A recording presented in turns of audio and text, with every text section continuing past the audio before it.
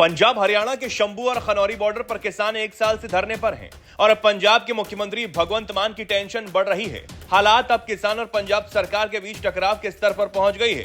आम आदमी पार्टी ने किसान आंदोलन को केंद्र की मोदी सरकार के खिलाफ इस्तेमाल किया, मगर अब इन्हीं अन्नदाताओं ने पंजाब सरकार के खिलाफ मोर्चा खोल दिया है। सीएम भगवंत मान का कहना है किसानों ने पंजाब को धरने वाला राज्य बना दिया।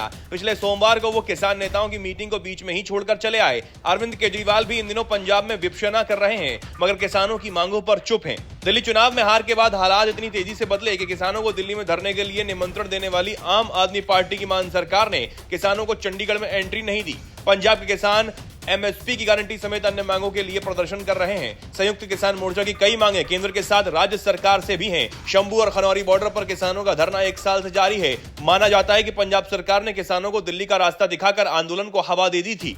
आपको उम्मीद थी कि किसान एक बार फिर दिल्ली पहुंचेंगे और केंद्र सरकार की मुसीबत बढ़ जाएगी, मगर हरियाणा सरकार ने दोनों बॉर्डर को बंद कर दिया। अगर हरियाणा के सत्ता बदल जाती तो सियासी खेल आसान हो जाता, मगर हरियाणा में बीजेपी ने हैट्रिक लगा दी और बॉर्डर बंद ही रहा। किसान अभी भी पंजाब की सीमा के भीतर टेंट लगाकर बैठे हैं। अब यह दांव उल्टा पड़ रहा है। किसान केंद्र से पहले पंजाब में किए गए वादों को पूरा करने की मांग कर रहे हैं। हालांकि किसानों की केंद्रीय मंत्रियों से भी बातचीत जारी है।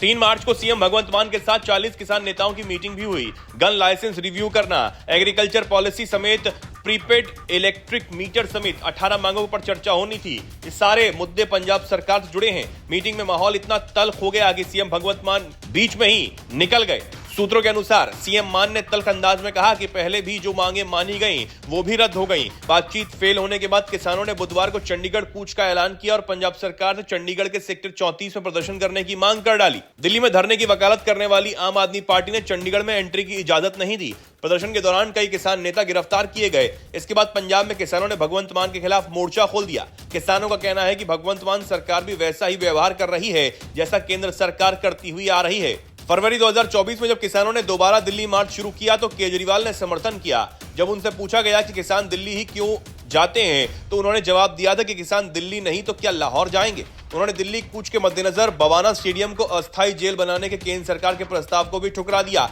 इसके बाद केंद्र सरकार ने हरियाणा से दिल्ली तक किलेबंदी की और किसान दिल्ली नहीं आए। अब 5 साल पहले वाला दृश्य भी याद कीजिए, जब 2020 में दिल्ली के सीएम अरविंद केजरीवाल सिंघू बॉर्डर पहुंचे। तब उन्होंने कहा था वो किसानों के बीच मुख्यमंत्री के तौर पर नहीं बल्कि सेवादार बनकर आए हैं।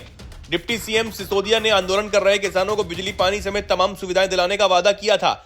राजनीतिक दलों के समर्थन के कारण 2020-21 के बीच किसान 379 दिनों तक दिल्ली में जमे रहे। ट्रैक्टर मार्च निकाला और लाल किले में उपद्रव भी हुआ। 2022 के पंजाब विधानसभा चुनाव में आम आदमी पार्टी को दिल्ली में किसानों की सेवा का फल भी मिला। पार्टी शहरी क्षेत्रों के अलावा ग्रामीण इलाकों में विजयी रही। हालांकि इस जीत में मुफ्त बिजली, किसानों को लोन माफी और महिलाओं को 1000 रुपए देने जैसे कई वादों का बड़ा रोल रहा, जिसके लिए पंजाब सरकार आज भी बजट का इंतजाम नहीं कर पाई है। अब भगवंत मान सरकार के लिए चुनावी वादे ही गले की हड्डी बन गए हैं। किसानों की मीटिंग से निकलने के बाद भगवंत मान ने कहा कि उनकी सरकार को सिर्फ किसानों का ही नहीं बल्कि सभी 3.5 करोड़ पंजाबियों के हितों का ध्यान रखना है। उनका कहना था कि प्रदर्शनों से व्यापारियों, व्यवसायियों और छात्रों और कर्मचारियों को परेशानी हो रही है। पंजाब की पहचान धरने वाले स्टेट से हो गई है।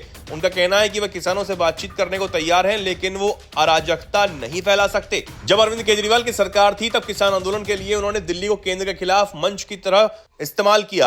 अब दिल्ली में सरकार बदल चुकी है, हरियाणा सरकार ने भी रास्ता बंद कर दिया। ऐसे में किसानों के पास चंडीगढ़ में ही आंदोलन का नया स्टेज बनाने की मजबूरी है। अगर चंडीगढ़ में एक बार किसानों का धरना शुरू हो गया तो केंद्र के बजाय भगवंत मान सरकार निशाने पर आ जाएगी।